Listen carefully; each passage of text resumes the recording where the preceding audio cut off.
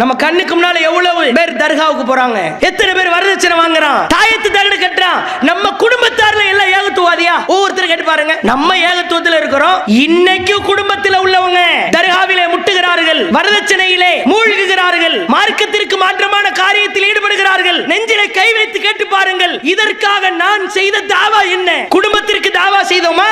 சகோதரிகளே, தாய்மார்களே, பெண்களே, திரும்பவும் சொல்லுகிறோம், நீங்கள் வளைந்த விழா எலும்புதான், உடையக்கூடிய கண்ணாடி தான். ஆனால் அந்த விழா எலும்பும் கண்ணாடியும் இஸ்லாத்திற்கும் இஸ்லாமிய தாவாவிற்கும் ஒரு காலத்திலும் இடையூறாக இல்லை, இருக்க கூடாது. நம்மளால முடிஞ்ச தாவாவை செய்யணும், வீரியமா களமிறங்கணும். அல்லாஹ் கேட்பான், உன் குடும்பத்தாரை திருத்தினாயா? உன் கணவனை திருத்தினாயா? உன் தெருமக்களை திருத்தினாயா? கண்களுக்கு முன்னால் இஸ்லாத்திற்கு மாற்றமாக நடந்தவனை திருத்தினாயா என்று அல்லாஹ் கேட்பான். வெற்றியும் வளர்ச்சியும் வீழ்ச்சியும் ஒரு பெண் கரத்திலே இருக்கிறது. நம் சமூகத்தை வெற்றி பாதை நோக்கி கொண்டு செல்ல போகிறோமா, வீழ்ச்சி பாதை நோக்கி கொண்டு செல்ல போகிறோமா? முடிவெடுக்க வேண்டியது தாய்மார்கள் தான்.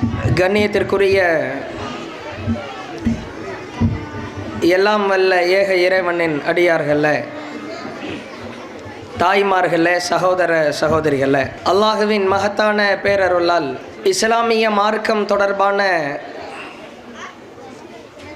அறிவாற்றலை வளர்த்து கொள்ள வேண்டும் என்ற உயரிய நோக்கத்தில் கேள்வி பதில் கேட்கப்பட்டு அதனுடைய பரிசளிப்பு நிகழ்ச்சியில் பெருந்திரளாக நாம் எல்லாம் பங்கெடுத்திருக்கிறோம்.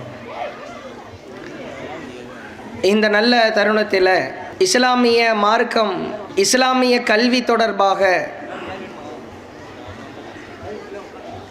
இறைவனிடத்தில் கிடைக்கவிருக்கிற கண்ணியம் தொடர்பாக, இஸ்லாமிய வரலாற்றில் இந்த மார்க்கம் மேலோங்குவதற்காக செய்யப்பட்ட அர்ப்பணிப்புகள் தொடர்பாக சில செய்திகளை நாம் அவசியம் தெரிந்து கொள்ள கடமைப்பட்டிருக்கிறோம். அல்லாஹுவின் படைப்பில் பெண் என்பவள் பலவீனமான படைப்பாக படைக்கப்பட்டிருக்கிறாள். அல்லாஹுவின் தூதர் அவர்கள் குறிப்பிடுகிற பொழுது, அல் மர்அத்து குலிகத்து மின் லிலஇன், ஒரு பெண் என்பவள் வளைந்த விலா எலும்பிலிருந்து தான் படைக்கப்பட்டிருக்கிறாள். அந்த வளைந்த எலும்பை நீங்கள் நேராக்க முற்பட்டால், கோணலாக இருக்கிற எலும்பை சரி செய்ய முற்பட்டால் அதை நீ உடைத்து விடுவாய்.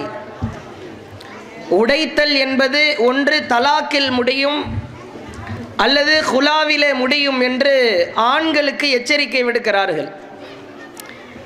பொம்பலன்றவ ஒரு வளைஞ்ச விலா எலும்பு மாதிரி, ஒரு ராடு உடைஞ்சதுன்னா வெல்டிங் வச்சு ஒட்ட வச்சிடலாம்.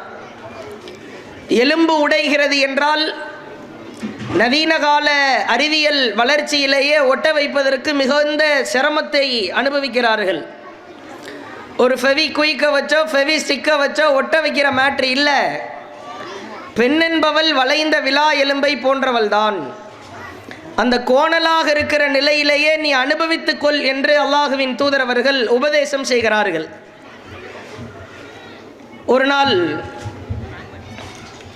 அஞ்சசா அப்படின்ற ஒரு நபித்தோழர், அவருடைய வேலை ஒட்டகம், அந்த ஒட்டகத்திற்கு மேல் குடுவைகளை வைத்து ஆண் பெண்களை அழைத்து செல்லுகிற வேலை. எப்படி ஒரு ரிக்ஷா அழுத்திட்டு போகிறாங்களோ, ஆட்டோவில் டிரைவராக இருந்து ஆட்டோவில் பேசஞ்சரை ஏற்றிட்டு போகிறாங்களோ, அந்த மாதிரி அஞ்சசா அப்படின்ற நபித்தோழருடைய வேலை என்னென்னா, ஒட்டகத்துக்கு மேலே குடுவை மாதிரி இருக்கும்.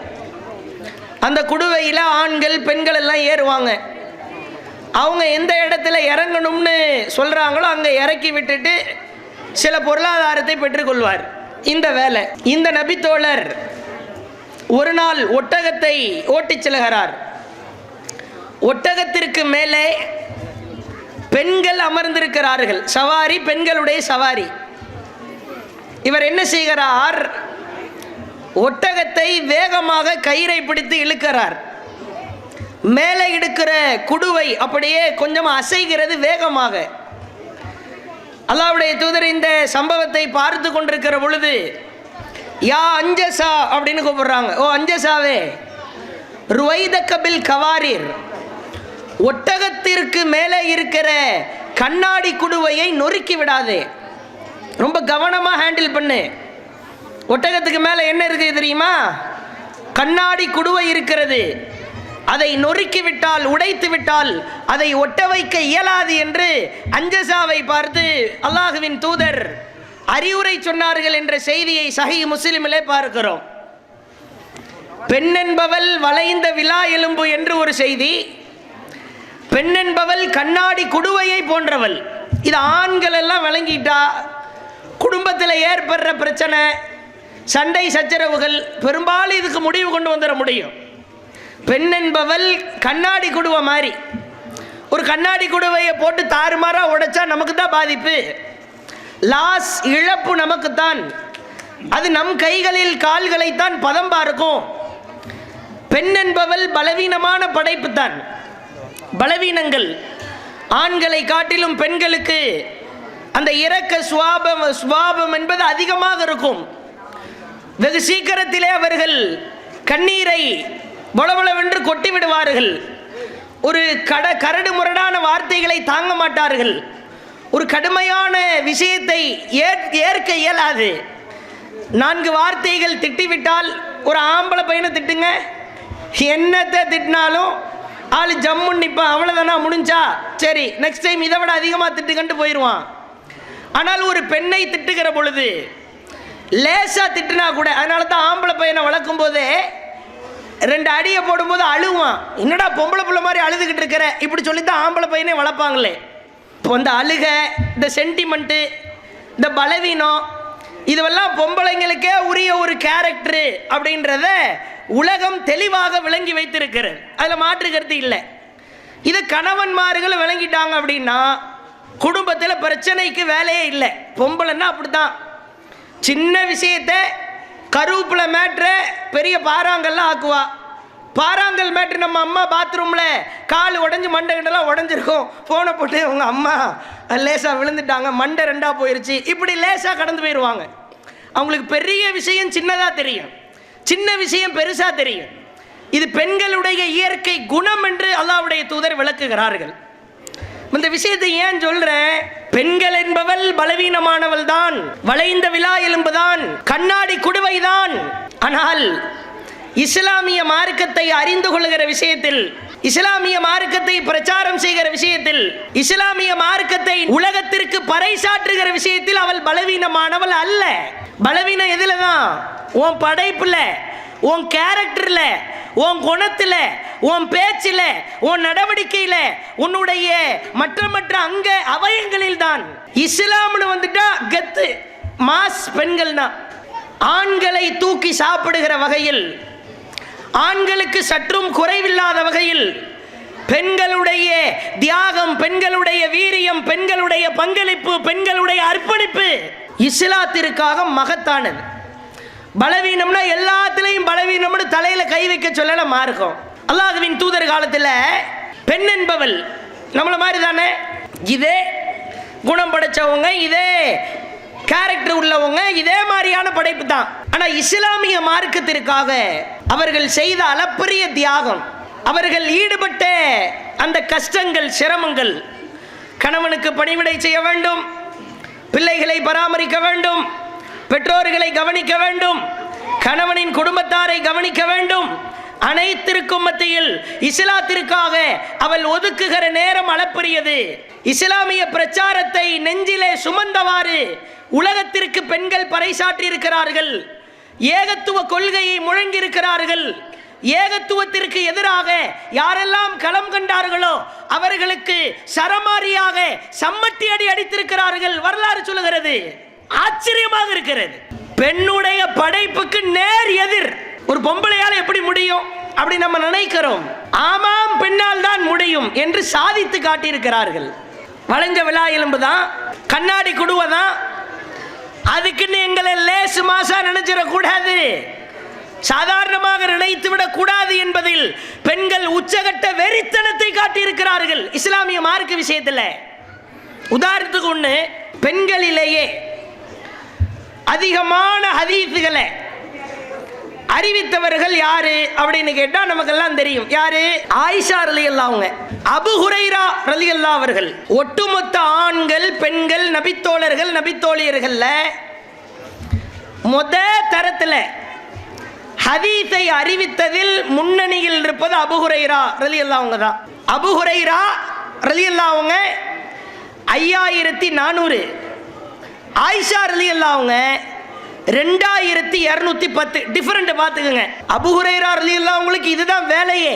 குடும்பம், பொருளாதாரம், புள்ளக்குட்டி இதெல்லாம் ரசூலுல்லாஹ்வுடைய மௌத்துக்கு பிறகுதான் அவருக்கு பெரும் பங்களிப்பு இருக்கிறது. திண்ணையிலேயே படுத்திருப்பார். அல்லாஹ்வின் தூதரின் வரவை எதிர்பார்த்து காத்திருப்பார். அல்லாஹ்வின் தூதர் செல்லுகிற இடங்களெல்லாம் செல்வார். இவர் பசியையோ பொருளாதாரத்தையோ உடையையோ இருப்பிடத்தையோ தன்னுடைய கண்ணியத்தையோ எதையும் பார்க்க மாட்டார். இவருக்கு தேவை ஹதீஸ் ஹதீஸ் ஹதீஸ். மூக்கு தொடப்பார், மூக்கு வடியும். சளியில மூக்கு வடியும். மூக்கு துடைக்கிறதுக்கு கர்ச்சீஃப் கிடைக்காது. ஒரு தம்மா துண்டு 1 மீட்டர் 1/2 மீட்டர் துணி இருக்காது. என்ன பண்ணுவாரு அபு ஹுரைரா ரலியல்லாஹு அன்ஹு? ரோட்டு ஓரத்தில் சணலால் நெய்யப்பட்ட, சணலால் தைக்கப்பட்ட அந்த சாக்குகள் இருக்கும், கிழிஞ்சு கிழிஞ்சு இருக்கும். சணல் சாக்கு இருக்குது இல்ல, அந்த சாக்கை எடுத்து மூக்கு தொடச்சு கொள்வாராம். புகாரியில் பதிவு செய்யப்பட்டிருக்கிற செய்தி. ஒரு மனுஷனுக்கு மூக்கு துடைக்கிறதுக்கு கூட துணி இல்லைன்னா எவ்வளவு கஷ்டம்னு பார்த்துக்கங்க, எவ்வளவு சிரமம்னு பார்த்துக்கங்க. இதற்கு நிகர் ஆயிஷா ரலியல்லாஹு அவர்கள் 2210.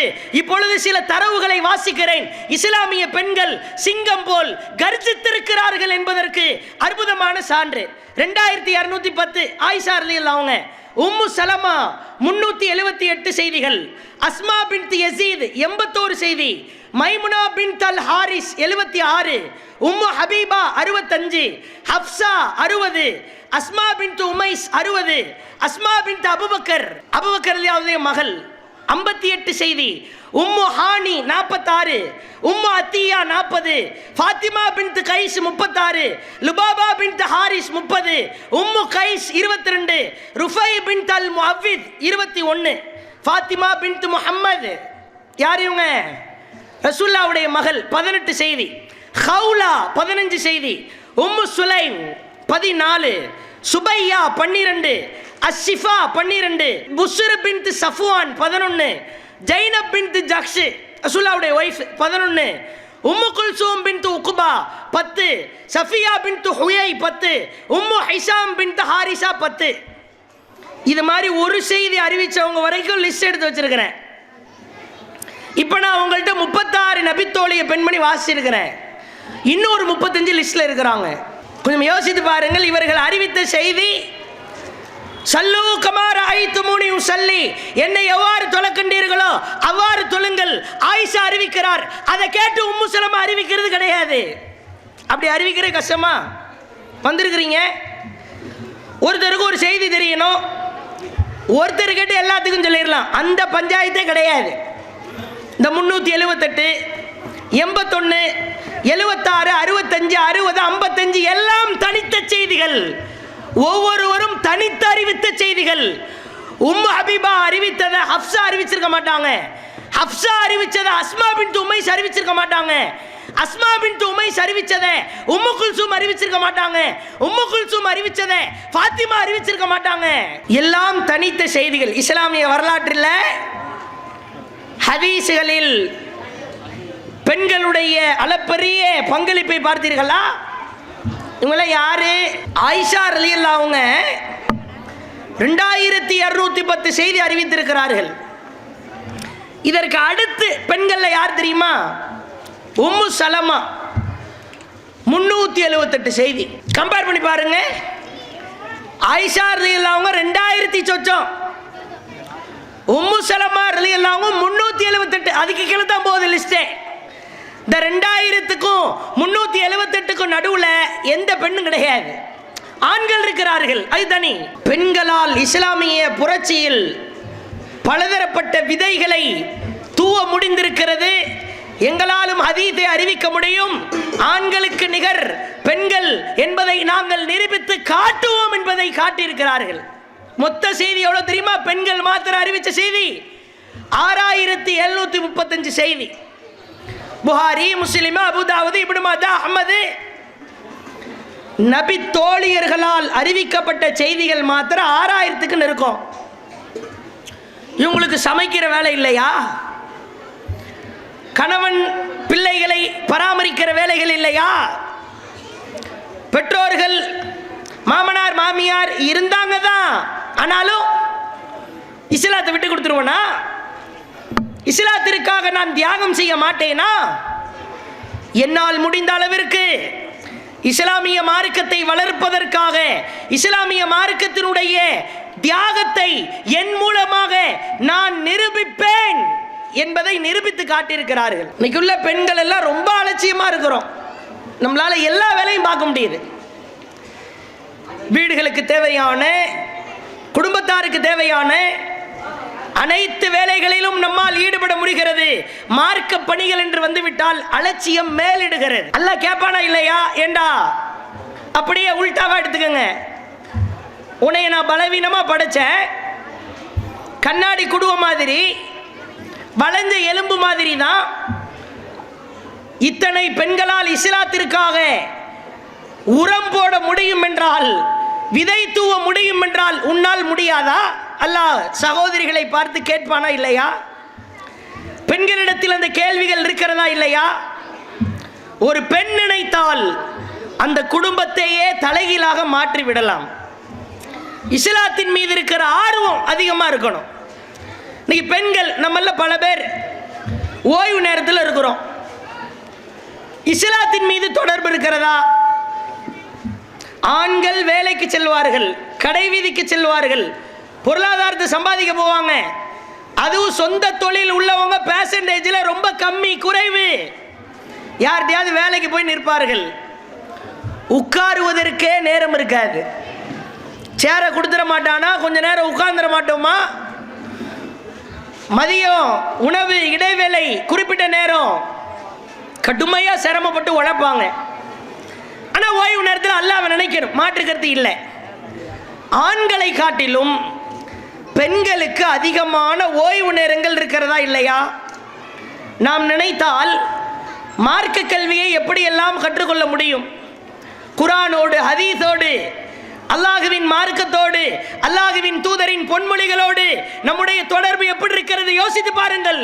ஒவ்வொருவரும் உள்ளத்தில் கேட்டு பாருங்க. ரசூல் ஸல்லல்லாஹு அலைஹி வஸல்லம் காலத்தில் மார்க்க தொடர்புகள், அதில் காட்டுகிற ஆர்வம் பெண்களை அடிச்சுக்கவே முடியாது. நபிகளாரின் மனைவி ஜுவைரியா ரலியல்லாஹு அன்ஹா, நம்மளாம் கேள்விப்பட்ட செய்தி தான். சஹீஹ் முஸ்லிமில் பார்க்கலாம். ரசூலுல்லாஹ்வுக்கு பல மனைவிமார்கள் இருந்தாங்க. அல்லாஹ்வுடைய ஏற்பாடு அது. அல்லாஹ்வுடைய தூதர் நீதியா, நியாயமா, நேர்மையா நடப்பாங்க. எந்த மனைவி வீட்டில் எந்த இரவு கழிக்கணும்னு ரசூலுல்லாஹ் பிளான் பண்ணி அவர்களுக்கு உண்டான ஹக்கை கொடுத்துருவாங்க. அன்றைய இரவு ஜுவைரியா ரலியல்லாஹு அவர்களின் வீட்டில் அல்லாஹ்வின் தூதர் இரவு உறங்குகிறார்கள். காலையில் ஃபஜ்ருடைய நேரம் வருது. ஃபஜ்ருக்காக ரசூலுல்லாஹ் எழுகிற பொழுது அவர்கள்ட்ட இருக்கிற நல்ல குணம், தாம் மனைவியை எழுப்பி விடுவாங்களே. இங்கே நம்ம வீட்டில் அப்படிலாம் இருக்குதானே தெரியல. கணவனை எழுப்ப மாட்டோம், அல்லது அவர் எழும்புனா நாமளும் எழும்ப மாட்டோம்.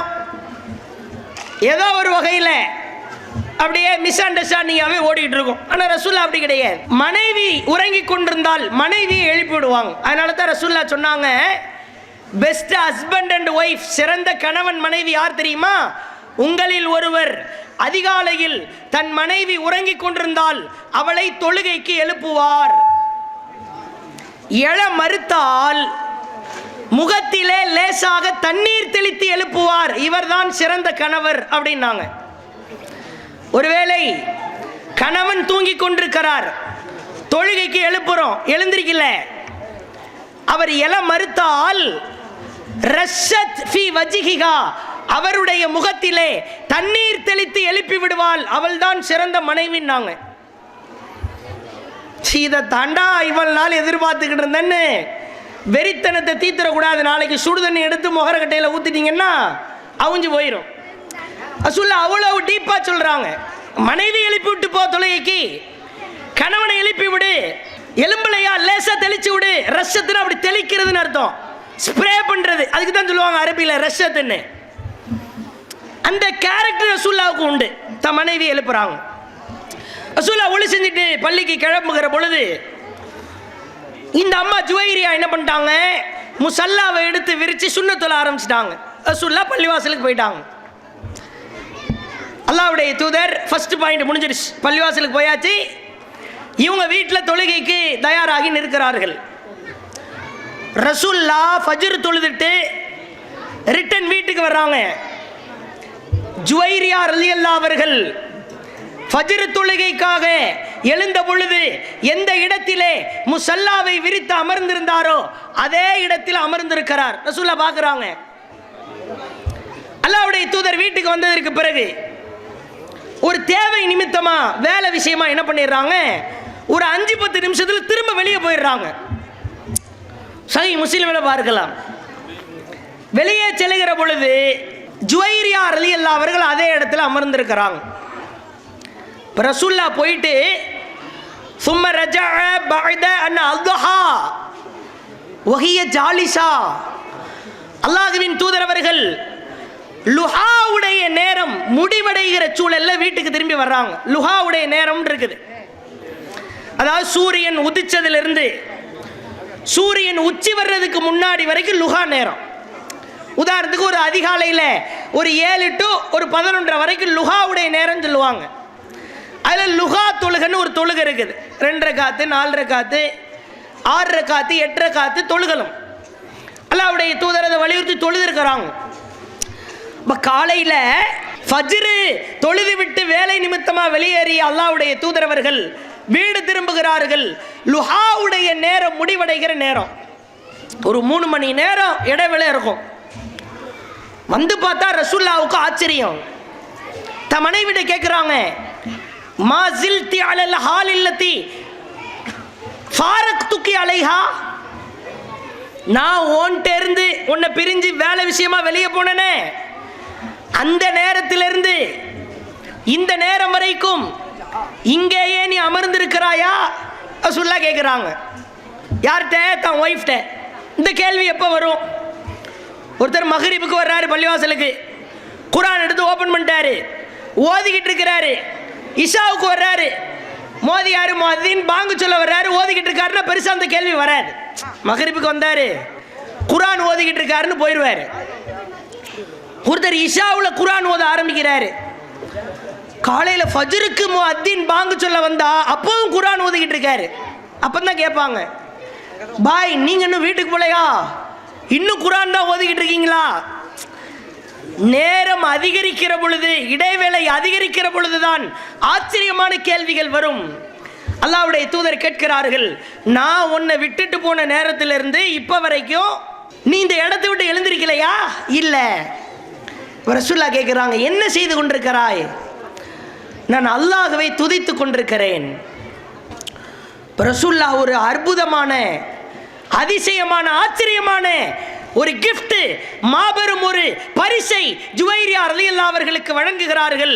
நான் உனக்கு ஒன்றை கற்றுத்தருகிறேன், 4 வார்த்தை 3 முறை நீ சொல். அதிகாலை நேரத்தில் நீ சொல். நீ என்ன நன்மை செஞ்சாலும் சரிதான், இந்த 4 வார்த்தையை அந்த நன்மை மிகையாக்காது அப்படின்னு சொல்லிட்டு சொல்லி கொடுக்குறாங்க. சுபஹானல்லாஹி வ பிஹம்திஹி காமனான வார்த்தை, அதத ஹல்கிஹி ஒ ரிலா நஃப்ஸிஹி ஒ ஸினத் அர்ஷிஹி ஒ மிதாத கலிமாத்திஹி. இந்த 4 வார்த்தையை 3 தடவை சொல்லு. அன்றைய நாள் முழுக்க நீ என்ன நன்மை செஞ்சாலும் இந்த 4 வார்த்தையை அது ஜெயிக்க முடியாது அப்படின்றாங்க. ஜுவைரியா ரலியல்லாஹு அவங்களுக்கு சரியான ஆனந்தம்.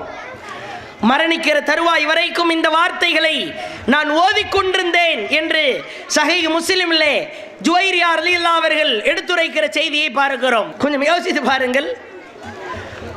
ஒரு பெண் நினைத்தால் மார்க்கத்தினுடைய ஈடுபாடு, அக்கறை, கவனம் இதையெல்லாம் திசை திருப்பாத அளவிற்கு அவளால் ஈடுபட முடியும். ஜுவைரியா ரலியல்லாஹு அவங்களுக்கு வீட்டு வேலை இல்லையா? பணிவிடை செய்கிற வேலைகள் இல்லையா? நேரம் ஒதுக்குகிற அளவிற்கு வீட்டு வேலைகளை தூக்கி வீசி எறிந்துவிட்டு அல்லாஹ்விற்காக மார்க்கத்தை கற்றுக்கொள்ள ஆர்வத்தோடு அமர்ந்திருக்கிறார். அதற்கு அல்லாஹ்வின் தூதர் கொடுத்த பரிசு ஒட்டுமொத்த உலகத்துக்கும் அவங்க மூலமா கிடைச்ச பரிசு. 4 வார்த்தை 3 தடவை சொல்லு, நீ என்ன சொன்னாலும் இந்த 4 வார்த்தையை மேய்க்க முடியாதுன்றாங்க, பீட் பண்ண முடியாது. இந்த ஆர்வம் எல்லாம் பெண்களுக்கு இருந்திருக்கிறது தானே. நம்ம எத்தனை பேர் சொல்றோம், மணிக்கணக்கில் உட்கார்ந்து சீரியல் பார்ப்பேன், என்ன வேணாலும் பண்ணுவேன், அல்லாஹ்வை நினைக்க மாட்டேன், அல்லாஹ்வை திக்ர் செய்ய மாட்டேன். அல்லாஹ்வின் தூதர் சொன்னார்கள், உங்களில் ஒருவர் சுப்ஹானல்லாஹி வ பிஹம்திஹி என்ற வார்த்தையை ஒரு நாளில் 100 முறை சொன்னால் கடல் நுரையளவு பாவம் செய்திருந்தாலும் அந்த பாவத்தை அல்லாஹ் மன்னிக்கிறான். கடல் நுரையளவு ஒருத்தனால பாவம் செய்ய முடியுமா? ரசூலுல்லாஹ் மேட்ச் பண்றாங்க. ஏண்டா கடலில் தண்ணீர் இருக்கிற வரைக்கும் எப்படி நுரை இருக்குமோ அது மாதிரி நீ உயிரோடு இருக்கிற வரைக்கும் உன்னிடத்தில் பாவம் இருக்கும். ஆனால் கடல் நுரையளவு நீ பாவம் செய்தாலும் அல்லாஹ் அதை மன்னிப்பான். பெண்கள் சர்வ சாதாரணமாக இந்த நன்மைகளை பெறலாம். காய்கறிகள் வெட்டுகிற பொழுது, சமைக்கிற பொழுது, சமைத்து முடித்துவிட்டு ரிலாக்ஸாக சாய்கிற பொழுது அல்லாஹ்வை நினைக்க முடியுமா இல்லையா? அதிகப்படியான நேரங்கள் நமக்கு இருக்கிறதா இல்லையா? ஆனால் இஸ்லாத்தை பின்பற்றுகிற ஆர்வம் எத்தனை பேர் சொல்றேன் சொல்லுங்க. அல்லாஹ்வுடைய தூதர் சொன்னாங்க, ஒரு நாளையில சுப்ஹானல்லாஹ் 100 தடவை சொன்னா 1000 மடங்கு நன்மை அல்லாஹ் தருவான். சிம்பிள். அல்லாஹ் தூயவன், 100 தடவை சொல்லணும், 1000 மடங்கு நன்மை. நம்மளால நினைச்சா முடியாதா? சுப்ஹானல்லாஹ் சொல்லிக்கிட்டே இருக்கிறீங்க, ஷைத்தான் உங்கள்ட்ட விளையாடுவானா? பெரும்பாலும் ஆண்களை விட, ஆண் சமூகத்தை விட பெண்கள் நாடக சீரியல் அதிகமா மூழ்கி கிடக்குறாங்கல்ல. சுப்ஹானல்லாஹ் 100 தடவை சொல்றீங்க, சுப்ஹானல்லாஹ் சுப்ஹானல்லாஹ் சுப்ஹானல்லாஹ்னு சொல்லிக்கிட்டு இருக்கிறீங்க. சினிமா கூத்தாடியை பார்க்கறதுக்கு மனசு வருமா? நம்மளை அறியாம உள்ள உறுத்தும். பாண்டியன் ஸ்டோரை பார்ப்போமா? பாரதி கண்ணம்மாவை பார்ப்போமா? சுப்ஹானல்லாஹ் சொல்லிக்கிட்டே இருக்கோம், பாரதி கண்ணம்மா அங்கே ஓடிக்கிட்டே இருக்கும், சுப்ஹானல்லாஹ் ஜம்முன்னு இருக்குதே. நம்மளே காரி துப்பிக்கு ஒன்னிலாம் மனுஷனா? ஏண்டா ஒரு சைடு சுப்ஹானல்லாஹ்னு அல்லாஹ் புகழ்ந்துக்கிட்டு இருக்கிறேன், ஒரு சைடு கண்ணம்மாவை புகழ்ந்துக்கிட்டு இருக்கிறேன். என்னம்மான்னு சொல்லிட்டு நம்மளை நாமளே அறியாமல் உள்ள உறுத்தும். நம்ம பாவம் எல்லாம் கழுவுறது இப்படித்தான். சுப்ஹானல்லாஹி வ பிஹம்திஹின்னு சொல்லிக்கிட்டு இருக்கிறோம். யாரை பத்தி அது கழுவி ஊத்த நாக்கு வருமா? பொய் பேச வருமா? புறம் பேச வருமா? என்ன இது? இப்பதான் அல்லாஹ்வை புகழ்ந்துக்கிட்டு இருக்கிறோம், அதுக்கு முன்னாடி எப்படி அடுத்தவனை பற்றி ஊத்த முடியும்? அவர் என்ன செய்தால் நமக்கு என்ன என்று இருந்து விடுவோம். அப்ப மார்க்கத்தில் பெண்கள் ஈடுபாடு அக்கறை உள்ளவங்களா இருக்கணும். அதே மாதிரி பாருங்க,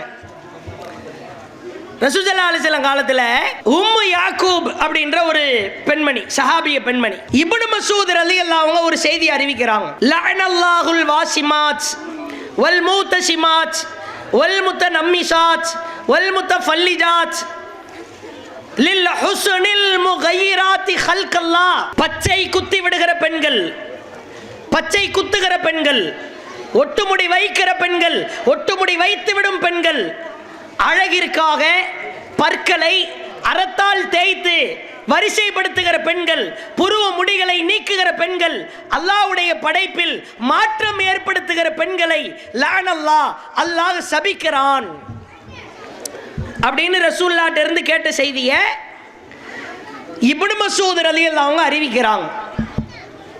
இது ரசூலுல்லாஹ் சொன்ன ஹதீஸ். இப்போ உம்மு யாக்கூப் அப்படின்ற ஒரு பெண்மணி இப்னு மஸ்ஊத்ட்ட குர்ஆனுடைய முழு பிரதியை எடுத்து கொண்டு வருகிறார்கள். எவ்வளவு ஒரு ஆர்வம்னு பாருங்க. இப்னு மஸ்ஊத் அவர்களை பார்த்து கேட்கிறார்கள், இன்னாரே, இன்ன நபி தோழரே, உங்கள் மனம் போன போக்கிலே நீங்கள் செய்தி அறிவிப்பீர்களா? லக்கது கராத்து மா பைனல் லவ்ஹைனி ஃபமா வஜத்து ஃபீஹி மா தகூல். நீங்கள் சொன்ன இந்த வார்த்தையை குர்ஆனிலே லஇன் குன்தி, இந்த அட்டையிலிருந்து இந்த அட்டை வரைக்கும் நான் படிச்சுட்டேனே, என்னால் கண்டுபிடிக்க முடியலையே அப்படின்றாங்க. அப்படின்னா குரான் முழுக்க படிச்சுட்டேன், நீங்க சொல்ற இந்த ஹதீஸ் இல்லையே, இந்த செய்தி இல்லையே. அப்ப இப்னு மஸ்ஊத் சொல்றாங்க இது குரான் வசனம் இல்ல, இது ஹதீஸினுடைய வாசகம் அப்படின்றாங்க. இப்போ உம்மு யாக்கூப் திருப்பிக்கிட்டு கேட்குறாங்க பாருங்க, அப்போ ஒட்டுமுடி வைக்க கூடாது அப்படித்தானே? ஆமாம். ஒட்டுமுடி வச்சு விடக்கூடாது அப்படித்தானே? ஆமாம். அல்லாஹ்வுடைய சாப இறங்கு கன்ஃபார்ம் தானே? ஆமா. உங்க ஒய்ஃபுக்கு முடி சின்னதா தான் இருக்கும், அவங்க ஒட்டுமுடி வச்சதை நான் பார்த்தனே அப்படின்றாங்க தம்மா. எவ்வளோ நோண்டி நொங்கெடுக்கிறேன்னா இதுதான் இஸ்லாத்தின் மீது இருக்கிற ஆர்வம். சஹீஹ் முஸ்லிம்ல பார்க்கலாம், பொதுவாக அந்த பெண்களுக்கு இந்த முடி பார்க்குற பழக்கம்லாம் இருக்கும். பொண்ணு பார்க்கும் போது மூஞ்ச பார்க்குறாங்களோ இல்லையா, முடியை பார்த்துருவாங்க. ஒரு ஆளுக்கு நீண்ட முடி வந்துச்சுன்னு வைங்க, அக்கா என்ன ஆயில் தைக்கிறீங்க, எனக்கு வளர்ந்து தொலைய மாட்டேங்குது, ஏதாவது ஆயில் ஏதாவது சொல்லுங்க, நிறைய முடி வளர்க்கணும்னு ஆசையாக இருக்குன்னு போயிடும். இது அன்னைக்கு இருந்து இருக்குது, பெண்களுடைய குணம் அது. நம்மால் சொட்டையா இருந்தாலும் அதில் 4 முடி இருந்தாலும் சீப்பு வச்சு சீவிட்டு போய்கிட்டே இருப்பார், முடியெல்லாம் கேர் பண்ணவே மாட்டாப்புல. அப்ப இப்ப பாருங்க, அடுத்து அப்படியா என் மனைவி ஒட்டுமுடி வைத்திருந்தாரா? ஆமாம், நான் பார்த்தேன். இப்னு மஸ்ஊத் ஒரே அடியாக அடிக்கிறார், என் மனைவி ஒட்டுமுடி வைத்ததை நீ நிரூபித்து விட்டால் நான் அவளை தலாக்கு கொடுத்துறேன் அப்படின்ட்டாரு. தம்மா ஷாக்கு, அவ்வளவு உறுதி, கன்ஃபார்ம். உம்மு யாக்கூப் இடத்திலே இப்னு மஸ்ஊத் சொல்கிறார், நீ நிரூபிச்சிரு, தலாக் கொடுத்துறேன். உம்மு யாக்கூப், இப்னு மஸ்ஊத் சகத்தோழர்கள் வீட்டிற்கு வருகிறார்கள், மனைவியை பார்க்கிறார்கள். லேசா கொண்டைக்குள்ள கருப்பு கலர் துண்டு டவல், தலை துடைக்கிறதுக்காக அந்த அம்மா டவல் துணியை கட்டி வச்சிருப்பாங்க போல. தூரமா இருந்து பார்க்கறதுக்கு அது முடி மாதிரி இருந்திருக்குது. ஓஹோ, டவலோ. திரும்பவும் சொல்றாரு, ஒருவேளை உம்மு யாக்கூப் அவர்களே நீங்கள் நிரூபித்திருந்தால் என் ஒய்ஃபை நான் தலாக் கொடுத்திருப்பேன். அவ்வளவு கான்ஃபிடென்ட் இருக்கவே இருக்காது, சான்ஸே இல்லை. இஸ்லாத்துக்கு மாற்றமா, ஏகத்துவத்திற்கு மாற்றமா, குரானுக்கு மாற்றமா, ஹதீஸுக்கு மாற்றமா என் பொண்டாட்டி செய்ய மாட்டா, என் மனைவி செய்வதற்கு வாய்ப்பில்லை, உறுதி. இதுல ஏராளமான படிப்புன்னு இருக்குது. ஒரு செய்தியை சொல்லும் போது நான் இந்த அட்டையிலிருந்து இந்த அட்டை வரைக்கும் படிச்சுட்டேன்னா செய்தி இல்லையே நம்ம சொல்ல முடியுமா? இன்னைக்கு நிறைய பெண்கள் அப்படித்தானே ஏமாத்துறான். அவுலியான்ற பேர்ல, பிதஅத் என்ற பெயரால், ஷிர்க் என்ற பெயரால், அவதூறு என்ற பெயரால், மார்க்கம் என்ற பெயரால், இஸ்லாம் என்ற பெயரால் ஏமாத்துறது அதுல தானே. எதை சொன்னாலும் தலையில துண்டை போட்டு போயிடுறாங்கல்ல. கேட்கறது இல்லையே, இது அல்லாஹ் சொன்னானா ரசூல்லா சொன்னாங்களான்னு. இந்த பெண்மணி ஒரு ஆண் நபித்தோழரை சட்டையை பிடிக்காத குறையா கேட்கிறாங்க. என்ன உங்க இஷ்டத்துக்கு சொல்றீங்க, குரான்ல இருந்து எடுத்து காட்டுங்க. அது ஒண்ணு. ரெண்டாவது, இப்னு மஸ்ஊத் அவர்களுக்கு நம்பிக்கை, நாம எதை சொல்றோமோ அதான் நம்ம குடும்பத்தார் செய்வாங்க. இது மாதிரி ஒரு மார்க்கத்தின் மீது இருக்கிற ஆர்வம், ஒரு அளப்பரிய பற்று நமக்கெல்லாம் இல்லாமல் போனது காரணம் என்ன? நம்மளால குரான் ஓத முடியுதா? இதே மொபைல் போன்ல தான் வாட்ஸ்அப் அப்ளிகேஷன் இருக்கிறது, ஃபேஸ்புக் அப்ளிகேஷன் இருக்கிறது, ட்விட்டர் இருக்கிறது, இன்ஸ்டாகிராம் இருக்கிறது, கேலரி இருக்கிறது, எல்லா கர்மகன்றாவும் இதுல தான் இருக்குது. இதே மொபைல் போன்ல தான் குரான் ஆப்பும் வச்சிருக்கிறோம். டெய்லி வாட்ஸ்அப் ஓபன் பண்றோம், ஃபேஸ்புக் பார்க்கிறோம். இந்த பரிசை இப்ப ரமதான் கேள்வி பதிலுக்கு தானே வாட்ஸ்அப் லாஸ்ட் சீன் ஒன்று இருக்கும், கடைசியா பார்த்த டைம் என்னன்னு பாருங்க. இப்ப பயானுக்கு வந்துட்டோம், அதனால ஒரு அரை மணி நேரத்துக்கு முன்னாடின்னு காட்டும். அதுல இடையில உள்ள போயிருப்போம் மெசேஜ் வந்ததை. ஃபேஸ்புக் லாஸ்ட் சீன் எப்போன்னு பாருங்க, 1 hour அகோன்னு காட்டும். ட்விட்டர், இன்ஸ்டாகிராம் லாஸ்ட் சீன் பாருங்க. போனை எப்ப ஓபன் பண்ண லாஸ்ட் சீன், அதுக்கே ஒரு ஆப் இருக்குது. நான் எப்ப லாக் போட்டு உள்ள போனேன்னு 5 நிமிஷம் முன்னாடின்னு இருக்கும். குரான் லாஸ்ட் சீன் எப்போன்னு பாருங்க, போன ரமலான் இருக்கும். எடுத்தமா இல்லையான்னு தெரியல. அனைத்து விதமான விஷயங்களையும் நம்மால் பயன்படுத்த முடிகிறது. குரானோடு தொடர்பு பெண்களால் வைக்க முடியவில்லை. ஒரு நாளைக்கு ஒரே ஒரு வசனம் தமிழ் மூலத்தை நம்மால் படிக்க முடிகிறதா? விழிப்புணர்வு பெண்களுக்கு வராததுக்கான காரணம் என்ன? அரபி படித்தால் நன்மை, அது நன்மைக்கு கூலி தனி. நம் மதர் டங், தாய்மொழி தமிழ், ஒரு வசனத்தை தமிழ்ல வாசிச்சிருக்கிறோமா? முழுமையா அரபி படிச்சவங்க இந்த கூட்டத்தில் இருக்கலாம். நான் முழுசா தமிழ் முடிச்சிட்டேன் 30 ஜுஸும் அப்படின்னு சொல்றவங்க குறைவா தான் இருப்பாங்க. ஒன்று ரெண்டு பேர் இருக்கிறது பெரிய ஆச்சரியமாக இருக்கும். குர்ஆனோடு இருக்கிற தொடர்பு தேய்ந்து கொண்டே போகிறது நாளுக்கு நாள். ஒரு பெண்கள் நினைத்தால் குர்ஆனோடு தொடர்பு வைத்து மற்ற காரியங்களை மற்ற தீமைகளை அவர்களால் தூக்கி வீசி எறிய முடியும். இஸ்லாத்து மேல அக்கறை கம்மி, அர்ப்பணிப்பு கம்மி. அதே மாதிரி பாருங்க, ரசூலுல்லாஹ் காலத்தில் நம்மள கேள்விப்பட்ட செய்தி தான். எவ்வளவு ஒரு வெறித்தனம்னு பாருங்க, கொள்கை வெறி. அனஸ் ரலியல்லாஹுடைய தாயார் பேர் என்னது? அனஸ் ரலியல்லாஹுடைய தாயார் பேரு உம்மு சுலைம். உம்மு சுலைம் அவர்களுக்கு மாலிக் அப்படின்ற கணவர் தான் ஃபர்ஸ்ட். அனஸ் பின் மாலிக் இருக்குது இல்ல, இந்த மாலிக் என்ற கணவர் மூலமா பிறந்தவர் தான் அனஸ் ரலியல்லாஹு. உம்மு சுலைம் இஸ்லாத்தை ஏற்கிறார். மாலிக் இஸ்லாத்தில் இல்லை. தன் மனைவி இஸ்லாத்தை ஏற்றதை பார்த்து எரிச்சல் படுகிறார், டென்ஷன் ஆகுகிறார். அவரால் தாக்கு பிடிக்க முடியவில்லை.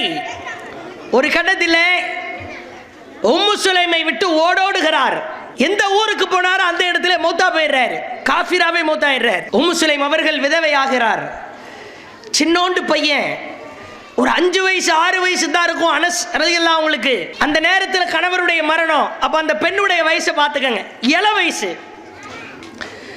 இப்போ ஊருக்குள்ள நல்ல ஒழுக்கச்சீலராக, கண்ணியமானவராக, செல்வ செழிப்புள்ளவராக, அழகில் சிறந்தவராக, டாப் மோஸ்ட் கிரேடில் இருக்கிற ஒருத்தர் உம்மு சுலைம்ட்ட நான் உன்னை திருமணம் முடிச்சுக்கவான்னு கேட்கிறாங்க. அத்தகைய ஒரு சூப்பர் ஸ்டார் தான் அபூ தல்ஹா ரலியல்லாஹு.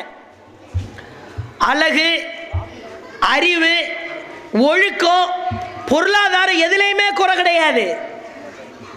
இப்போ உம்மு சுலைம் இடத்தில் வந்து அபூ தல்ஹா ரலியல்லாஹு அவர்கள் கேட்கிறார்கள், உம்மு சுலைமே, உன்னை நான் திருமணம் முடிக்க ஆசைப்படுகிறேன். இப்போ பாருங்க, இந்த பெண்மணி இஸ்லாத்தில் எவ்வளோ பிடிப்போடு இருந்தா, எவ்வளவு ஆர்வத்தோடு இருந்தா, எவ்வளவு இஸ்லாத்தை நேசித்திருந்தால் அவருடைய பதிலை பாருங்கள். அபூ தல்ஹாவிடத்தில் உம்மு சுலைம் சொல்கிறார், வல்லாஹி அல்லாஹ் மேல சத்தியமா சொல்றேன், மா மித்லுக யா அபா தல்ஹா யுரத்து, உங்களை மாதிரி ஒரு ஆளை வேணான்னு யாராவது சொல்லுவாங்களா? நீங்க யாரு? அழகாக இருக்கட்டும், அறிவாக இருக்கட்டும், ஒழுக்கமாக இருக்கட்டும், பொருளாதாரமாக இருக்கட்டும், செம்ம சூப்பரா இருக்கிறீங்களே, நல்ல நிலையில் இருக்கிறீங்களே, சூப்பரான ஆளாச்சா, இப்படி தூக்கி கொண்டு போயாச்சு மேலே. இப்போ ஒரே மிதி இருந்தாலும் நீங்க காஃபிர். ஆனா இம்ராத்துன் முஸ்லிமா, நான் முஸ்லிம். இப்ப சட்டத்தை பதிய வைக்கிறார். வலா யஹில்லு லி அன் அத்தஸவஜக், ஒருபோதும் ஒரு காஃபிர் ஒரு முஸ்லிமுக்கு வாழ்க்கை துணையாக ஆக மாட்டார். புகழின் உச்சத்திற்கு தூக்கிட்டு போயிட்டாங்க. மேல இமயமலைக்கு தூக்கிட்டு போய் ஓங்கி பின்னால ஒரே மிதி மிதிச்சா இப்படி இருக்கும். அந்த மாதிரி உங்களை மாதிரி ஒரு ஆள் இருக்க முடியுமா? ஆனால் நீ காஃபிர்ல, நான் முஸ்லிம்ல. எவ்வளவு ஒரு கொள்கை தெளிவுன்னு பாருங்க. ஒருவேளை அடுத்து பதில், ஒருவேளை நான் தான் உங்களுக்கு மனமுடிக்க ஆசை இருந்தால், நான் வேணும் இருந்தா ஃபைன் துஸ்லிம், நீங்கள் இஸ்லாத்தை ஏற்றுக்கொள்ளுங்கள், ஃபதாக்க மஹ்ரி, அதை நான் மஹரா ஏத்துக்கிறேன். எல்லாத்துக்கும் பதில். அபூ தல்ஹா இஸ்லாத்தை ஏற்றுக்கொண்டார். சுபஹானல்லாஹ். ஒரு பெண் அடிச்ச அடியில, அவங்க சொன்ன உபதேசத்தில், அவர்கள் வைத்த அந்த டிமாண்டை ஏற்றுக்கொண்டு, கொஞ்சம் யோசித்து பாருங்கள். ஒரு விதவை நிலையில் இருக்கிற ஒரு பெண், முதல்வரனே திருமணம் முடிப்பதற்கு சிரமமான சூழலிலே, கையிலே ஒரு பிள்ளை, தானாக வலியக்க வந்து ஒருவர் பெண் கேட்கிறார். அதுவும் செல்வ செழிப்புள்ளவர், அழகுள்ளவர், ஒழுக்கச்சீலர். இருந்தாலும் நான் என் கொள்கையை விட்டுட்டு மாறிடுவேனா? ஒருவேளை நான் தான் வேணும்னு தான் இஸ்லாத்தை ஏத்துக்க, அதை நான் மகராக ஏற்றுக்கொள்கிறேன் என்று உம்மு சுலைம் சொல்ல, அபூ தல்ஹா இஸ்லாத்தை தழுவினார் என்ற செய்தியை பார்க்கிறோம். கொஞ்சம் யோசித்து பாருங்கள். ஒரு பெண்ணு நினைச்சா என்ன வேணாலும் எப்படி வேணாலும் மாற்ற முடியும்ன்றதுக்கு அற்புதமான சான்றா இல்லையா? யாராக இருந்தால் என்ன? சில இடங்களில் வயதுக்கு வந்த பெண்கள் கல்லூரிகளுக்கு செல்லுகிற பொழுது, பள்ளிக்கூடத்திற்கு செல்லுகிற பொழுது இஸ்லாமிய பெண்கள் பெர்சன்டேஜில் ரொம்ப கம்மி தான், சதவிகிதத்தில் குறைவுதான். ஆனாலும் மாற்றார்களோடு படிதாண்டுகிற ஒரு கேடுகட்ட நிலையை பார்க்கிறோம். சமீபத்தில் வீடியோ, உருது பேசுகிற குடும்பம் நினைக்கிறேன், முஸ்லிம் குடும்பம், காஃபிரோடு கைகோர்த்து நிற்கிறாள். தாயார் போய் கெஞ்சுகிறாள், காலிலே விழ முற்படுகிறாள், மா வந்துருமா, அவன் கூட போயிடாதம்மான்னு. இல்லைன்னு அவன் கூட தான் போவேன். தகப்பனாரும் தாயாரும் தெருவிலே நின்று கேவலப்படுகிறார்கள். சுற்றி இருக்கிறது கூட்டம். அதை ஒரு சாரார் வீடியோ எடுத்து முகநூலிலே பரப்புகிறார்கள். ஒரு பெண்ணு ஒரு ஆணை விட கொள்கையில் தெளிவாக இருந்தால், ஏகத்துவத்தில் உறுதியாக இருந்தால், அந்த ஆணி வேரை எந்த கொம்பனாலும் வெட்டி சாய்க்க முடியாது. உம்மு சுலைம் நடத்திய பாடம். பிள்ளைங்களை வளர்க்கும் போது அப்படி சொல்லி வளர்க்கணும். இன்னமல் முஷ்ரிகூன நஜஸுன், இன்னமல் முஷ்ரிகூன நஜஸுன். முஷ்ரிக்குகள் அசுத்தமானவர்கள், முஷ்ரிக்குகள் அசுத்தமானவர்கள், இணை வைப்பவர்கள் கேடுகட்டவர்கள். எவ்வளவுதான் அழகுல கவர்ந்தாலும், நடை உடை பாவனையில் கவர்ந்தாலும், பொருளாதாரத்திலே இழுத்தாலும், நீ சாய்ந்து விடக்கூடாது, வீழ்ந்து விடக்கூடாது என்று ஒரு பெண்ணுடைய உள்ளத்திலே பசுமர தாணி போன்று பதிய வைக்க வேண்டுமா இல்லையா? ஒரு பெண்ணிட்ட இருக்கிற கொள்கை உறுதி. ஒரு மிக பிரம்மாண்டமான ஒரு ஆணை இஸ்லாத்தின் பால் அழைத்து வருகிற ஈர்ப்பு சக்தியாக மாறுகிறது. அதனால இப்போ நான் மாத்திர முடியுமா? இப்ப நான் மாத்த போறேன்னு போயிட முடியுமா? இப்ப சூழல் செட்டப்லாம் வேற. இப்ப காதல் கருமாந்திர கத்திரிக்காய் அது சூழலே வேற. உம்மு சுலைம் மாதிரி பெண்ணு கேட்கவா வர்றாங்க? பெண்கள் ரொம்ப கவனமாக இருக்க வேண்டும்.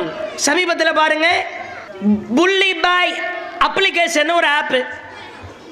முஸ்லிம் பெண்கள் முகநூல்ல, ட்விட்டர்ல, இன்ஸ்டாகிராம்ல தங்களுடைய புகைப்படத்தை டிபியா போட்டோவா அடையாள புகைப்படமாக வைத்திருப்பார்கள் அல்லவா? அந்த புகைப்படத்தை எல்லாம் கலெக்ட் செய்து எடுத்து இந்த அப்ளிகேஷன்ல போட்டு இவர்கள் எல்லாம் விபச்சாரிகள் அப்படின்னு கேடுகட்ட அயோக்கிய கூட்டம் ஒன்று உருவாக்கி விட்டது. தெரியாதரமெல்லாம் ஃபேஸ்புக்லயோ, வாட்ஸ்அப்ல, ட்விட்டர்ல, இன்ஸ்டாகிராம்ல நம்முடைய சகோதரிகள் இருந்தால் போட்டோவெல்லாம் தப்பி தவிர அப்ளை பண்ணிடவே கூடாது. போட்டோ வந்து போனில் எடுப்பது, ஏதாவது ரிப்பேர் கொடுத்த போனா கூட நம்ம முகம், நம்முடைய இமேஜ் பரவுவதற்கு வாய்ப்பு இருக்கும். கூட அலட்சியமா இருக்கிறாங்க. இஸ்லாமிய பெண்கள் என்ற போர்வையிலே தங்களுடைய போட்டோக்களை எல்லாம் சமூக வலைதளங்களிலே பதிவிட்டால் ரிசல்ட் விபச்சாரின்ட்டான். இதான் விபச்சாரிகளுடைய போட்டோ. சில பேர் நம்பரை நோட் பண்ணியிருப்பாங்க, பதிவு செஞ்சிருப்பாங்க. அந்த நம்பரை எடுத்து வைக்க வேண்டியது. பெற்றோர்கள் ரொம்ப கவனமாக இருக்கணும்.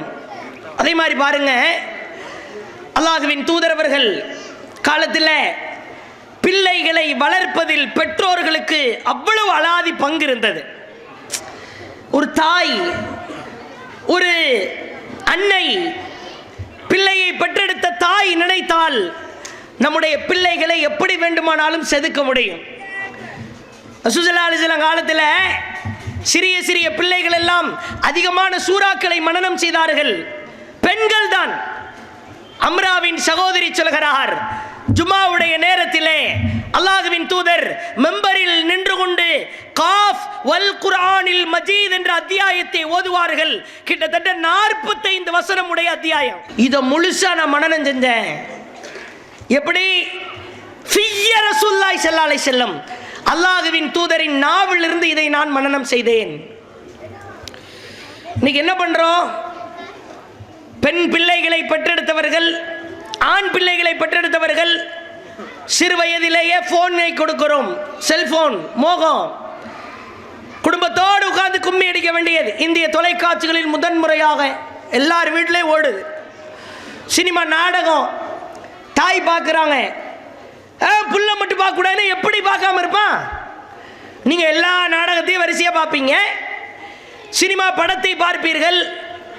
என் புள்ள மட்டும் ஒழுக்கமா வந்துடணும்னா எப்படி? தாயுடைய பங்களிப்பு அளப்பரியது.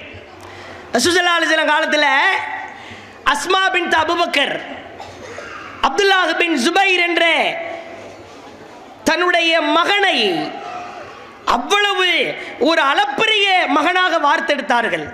ஒரு பெண்ணுடைய வார்ப்பு அப்படி இருக்கணும். ஒரு பெண் நினைத்தால் தன்னுடைய பிள்ளையை ஏகத்துவ பிள்ளையாக, ஏகத்துவத்தில் ஊறித்திளைக்கிற இளைஞராக, ஏகத்துவத்தில் ஊறித்திளைக்கிற இளைஞர் பெண்மணியாக மாற்ற முடியும். அஸ்மா ரலியல்லாஹு அவங்கெல்லாம் தன்னுடைய மகனை அப்படித்தான் வளர்த்தார்கள். இன்னைக்கு முழுக்க முழுக்க செல்போன் மோகம். ஒரு பெண் பிள்ளையை கூப்பிட்டு கேளுங்க, அத்தகையாத்து துவா தெரிய மாட்டேங்குது. ஒரு ஆண் மகன் இருக்கிறான், ஜனாசா துவா தெரியல. திடீர்னு சிறு வயதில் தந்தை மரணித்து விடுகிறார், அத்தாவுக்கு தொலைவைடா அப்படின்னா ஜனாசா துவா தெரியல. தக்பீர் கட்டினா என்ன துவா ஓதணும்னு தெரியல. இதெல்லாம் ஆர்வப்படுத்துறதுக்கு தான் அந்த கேள்வி பதில் எல்லாம். குர்ஆனை புரட்டணும், ஹதீஸோடு தொடர்பில் இருக்கணும், பிள்ளைகளை ஆர்வப்படுத்தணும். பரிசுக்காக தனி, அல்லாஹ்வின் திருப்தியை பெறுவதற்காக என்பதுதான் மகத்தானதாக இருக்க வேண்டும். உலகத்திலேயே சிலபஸ் மாறாத ஒரே சப்ஜெக்ட்னா இஸ்லாம் தான். நீங்க வேற என்ன சப்ஜெக்ட் படிச்சாலும் சிலபஸ் மாறும். டாக்டர் படிக்கிறீங்களா, இன்ஜினியர் படிக்கிறீங்களா, வேற என்ன படிச்சாலும் சிலபஸ், புக்கு சிலபஸ் மாறும். மாறாத ஒரே சிலபஸ் இஸ்லாம் மட்டும்தான். 5 வயசுல என்ன அத்தகையாத்து துவா படிச்சீங்களா, 50 வயசுலேயே அதான். இன்னைக்கு ஒருத்தருக்கு 51 வயசு பிறந்துருச்சு, பா இங்க வாங்க 51 ஆயிடுச்சா, சரிப்பா இவ்வளவு நாள் நீங்க ஓதுன அத்தகையாத்து இன்னையோட எக்ஸ்பைரி ஆகுது, 51 வயசு ஆயிடுச்சுல, இன்னையிலேருந்து வேற அத்தகையாத்து மாத்துறோமா. 5 வயசுல எதை விதைக்கிறீங்களோ அதான் 50 வயசுலையும், குழிக்குள்ள வைக்கிற வரைக்கும் அதான். சிலபஸ் மாறாத ஒரே மார்க்கம் இஸ்லாம். எவ்வளவு கண்ணியம்னு பாருங்க. 1450 வருஷத்துக்கு முன்னால என்ன துவாவோ அதான் இன்னைக்கும், என்னைக்கும் அதான். நீங்க செல்போனை போட்டு கொடுத்தா, அதுல மூழ்க வச்சா, அவனுக்கு மண்டையில ஏறுறது ஃபுல்லா கார்ட்டூன் சேனல், சினிமா படம், கூத்தாடி படம். இளைஞர்களை கண்டுகொள்வதில்லை, இளைஞர் பெண்களை கண்டுகொள்வதில்லை. இஸ்லாத்தின் மீது இருக்கிற ஆர்வம் குறைகிறது. துவாக்கள், பிரார்த்தனைகள், அல்லாஹ்வின் தூதர் கற்றுக் கொடுத்த பொன்மொழிகள். தயவு செய்து மொபைல் கொடுக்கிற பெண்கள் எல்லாம், தாய்மார்கள் எல்லாம், நம்ம பிள்ளையினுடைய மூளையை நாமளே சாகடிக்கிறதுக்கு சமம்ன்றத உள்ளத்துல பதிய வச்சுக்கோங்க. 5 வயசுல உள்ளவன் போனை போட்டு உள்ள லாக் எடுத்து யூடியூப்ல போயிட்டு கார்ட்டூன் சேனலை எல்லாம் பார்த்து, சோறை கொடுக்குறீங்களா, கல்லை கொடுக்குறீங்களா, மண்ணை கொடுக்குறீங்களா ஒன்றும் தெரிய மாட்டேங்குது. எதை போட்டு கொடுத்தாலும் சாப்பிடுவான். ஒரு நகைச்சுவையா நக்கீரன்ல ஒரு கட்டுரை ஒன்று வெளியானது. 5 வயசு பையன், அவர் கார்ட்டூன் சம்பந்தமா எழுதிக்கிட்டே வர்றாரு. அப்ப இந்த நகைச்சுவையை சொல்றாரு. கோயம்புத்தூரில் நடைபெற்ற சம்பவம்னு. அது நடந்துச்சா இல்லையான்னு தெரியல, ஆனால் சிந்திக்க வைக்கிற சம்பவம். நைட்டு 12 மணி, பையன் தூங்கிட்டு இருந்திருக்கான், அம்மாவை எழுப்பியிருக்கான். கடுமையான டயர்டு தாய்க்கு, அம்மாக்கு. போட்டு நோண்டி இருக்கான், எனக்கு வருது, பயமா இருக்குது, நீங்க வாங்க கூட அப்படின்னு. அம்மா சொல்லியிருக்காங்க, விளக்கு மாற அடிச்சிடும், ஒழுங்கா ஓடிடுறா, போய் இருந்துட்டு வாடா, படாப்படுத்தாதடா, தொந்தரவு பண்ணாதடான்னு. சரி, நீ என்ன பண்ணிட்டான், போய் பாஸ் பண்ணிட்டு யூரின் இருந்துட்டு ரிட்டன் வந்து அம்மாவை எழுப்பியிருக்கான். அம்மா எனக்கு ஒரு டவுட்டுமா அப்படின்னு. தூக்கி போட்டு மிதிச்சிருவேன், என்ன டவுட்டாக இருந்தாலும் காலையில் பார்த்துக்கலாம், தூக்கம் வருதுன்னு அம்மா சொல்ல. இல்லைம்மா எனக்கு அர்ஜென்ட்டாக டவுட்டுமா. அம்மா தூக்க கலக்கத்திலே கேட்டிருக்காங்க, சொல்லி தொலைடா. இல்லைம்மா நான் பாத்ரூம் போனேன்ல, பாத்ரூம் கதவை ஓப்பன் பண்ணேன், ஆட்டோமேட்டிக்காக லைட் எரிஞ்சு, பாத்ரூம் கதவை மூடுனேன், ஆட்டோமேட்டிக்காக லைட் ஆஃப் ஆயிருச்சுமா அப்படின்னு இருக்கான். அம்மா பதறி துடிச்சு எஞ்சி மண்டையில் நங்கு 4 கொட்டு வச்சு, மூதேவி அது பாத்ரூம் இல்லடா ஃப்ரிட்ஜ் அப்படின்னு இருக்கா. சொங்கின்னு உரம் போட்டிருக்கான் ஃப்ரிட்ஜில் போய் இருக்கிற காய்கறி ஃப்ரூட்ஸுக்கெல்லாம். இதை எழுதிட்டு அவர் சொல்றாரு, நீங்க கார்ட்டூன் சேனல்களை, செல்போன்களை, போகோ சேனல்களை திரும்ப திரும்ப காட்டுகிற பொழுது மூளை மழுங்கடிக்கப்படும். அதுக்கு இது உதாரணம்ன்றார். சிரிக்கிறதுக்கு நல்லா இருக்கும், இது நடந்துச்சா இல்லையான்றது வேற. இப்படி நடக்கும்ன்றாரு மருத்துவ ரீதியா, அறிவியல் ரீதியா. 5 வயசுல சூரா ஃபாத்தியாவை விதைச்சா அதை அறுவடை பண்ணுவீங்க. கார்ட்டூன் சேனலை விதைச்சா, அஜித் படத்தை விதைச்சா அதைத்தான் அறுவடை பண்ணுவீங்க. மதிக்க மாட்டான். பெற்றோரை பேணுதல் என்றால் என்ன, பெற்றோருக்கு செய்ய வேண்டிய துவா என்ன, 5 வயசுல கத்து கொடுத்தா 20 வயசுல அதை அறுவடை பண்ணுவீங்க. சினிமா கூத்தாடி காதலிச்சுட்டு ஓடுற காட்சி இதை காட்டுனீங்கன்னா இதைத்தான் அறுவடை பண்ணுவீங்க. எதை விதைக்க போறோம்னு முடிவு பண்ணிக்கங்க. இது பெண்கள்கிட்ட தான் இருக்குது. நம்மை சுற்றித்தான் பெண்கள் பிள்ளைகள் பாதுகாக்கப்படுகிறார்கள். இதெல்லாம் கவனத்தில் வச்சு இறுதியாக ஒரே ஒரு செய்தி. அல்லாஹ்வின் தூதர் காலத்தில் அஸ்மா பின்த் அபூபக்கர் என்ற ஒரு தியாக பெண்மணி இஸ்லாத்திற்காக தந்தை தியாகம் செய்தார், மகள் தியாகம் செய்திருக்கிறார், கணவர் தியாகம் செய்திருக்கிறார், மகளும் தியாகம் செய்திருக்கிறார். சகீஃப் குலத்தை சார்ந்த ஹஜ்ஜாஜ் பின் யூசுஃபை எதிர்த்து இவருடைய மகன் அப்துல்லா போர் செய்ய போகிறார். அந்த ஹஜ்ஜாஜ் என்ன பண்றான், இந்த அப்துல்லாவை கொன்னு கழு மரத்தில் அப்படி சிலுவையில் அரைஞ்சிடறான். எவனாவது என்னை எதிர்த்து போர் பண்ணா இதான் முடிவுடான்னு அஸ்மாவை அழைத்து வர ஆள் அனுப்புகிறான். உன் பையனை கொன்னுட்டேன், அஸ்மா பற்றி தெரியும் அவனுக்கு, அவங்க தலைமுறை எப்படி, அவங்க அத்தா எப்படி, அவங்க அத்தாவுடைய ஃப்ரெண்டு எப்படின்னு. அஸ்மா திருப்பி சொல்றாங்க, ஹஜ்ஜாஜ் என் சட முடிய பிடிச்சி இழுத்துட்டு வந்து போட்டாலும் சரிதான், நான் வரமாட்டேன். இல்லம்மா உங்க பையனை கொன்னுட்டான் அவன், பரவாயில்ல நான் வரமாட்டேன். ஒரு கட்டத்தில் ஹஜ்ஜாஜ் அஸ்மாவை சந்திக்க வருகிறான். அந்த தாயிடத்தில் பேசுகிறான், உங்க பையன் ரொம்ப ஆட்டம் போட்டான், என்னை எதிர்த்து போர் செய்ய வந்தான், அதனால் தான் அவனை கொன்று விட்டேன். இப்பொழுது அஸ்மா ரலியல்லாஹு அவர்கள் எடுத்துரைக்கிற தாவாவை பாருங்கள்.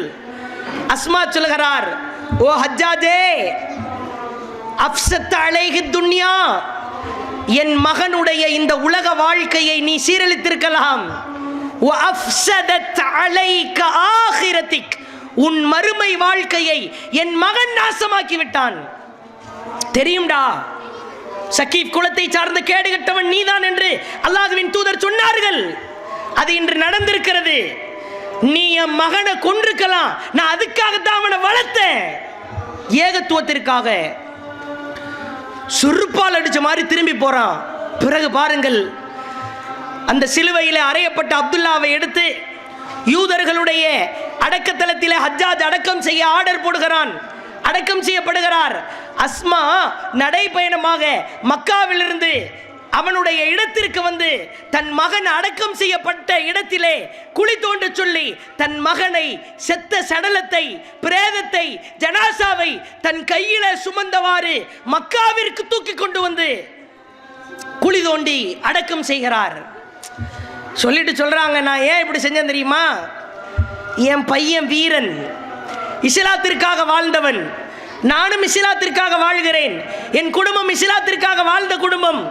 ஒரு காலத்திலும் என் மகனுடைய பிரேதம், சடலம் ஒரு யூதனின் அடக்கத்தலத்திலே இருக்க தகுதி கிடையாது. ஒரு தாய் கையிலே பிறந்த குழந்தையோடு வருவதை பார்த்திருக்கிறோம். செத்த சடலத்தை, ஜனாசாவை, அதுவும் கையிலே மகனை ஒரு தாய் தூக்கி கொண்டு வருகிறார் என்றால் இதை விட கொடூரமான வேதனை என்ன இருக்க முடியும்? ஏன் இதெல்லாம்?